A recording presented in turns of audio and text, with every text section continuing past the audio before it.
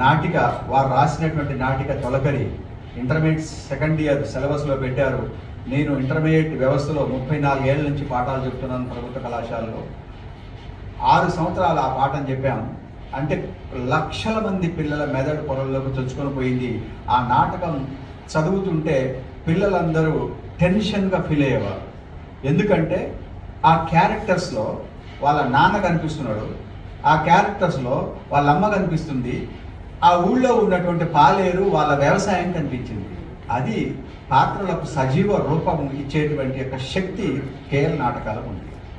Sir మీకు ఎట్లా వచ్చిందని ఒకసారి నేను అడిగితే ఓ మాట అన్నాడు, ఏముందా వేముల దీంట్లో నేను మా నాన్న పక్కన కూర్చునేవాడిని, మా ఇంటికి చాలామంది వచ్చిపోతుండేవాళ్ళు, మా నాన్న కారణం, మా ఇంట్లో పోస్ట్ ఆఫీస్ ఉంది, మా ఇంట్లో ఫోన్ కూడా ఉంది, ఉన్నప్పుడు అనేక మంది వచ్చి అక్కడ అనేక ప్రయోగాలు చేసేవాళ్ళు, మచ్చుకు నీకు 2 సంఘటనలు చెప్తా అని చెప్పాడు. అసలు చాలాసేపు నవ్వాం.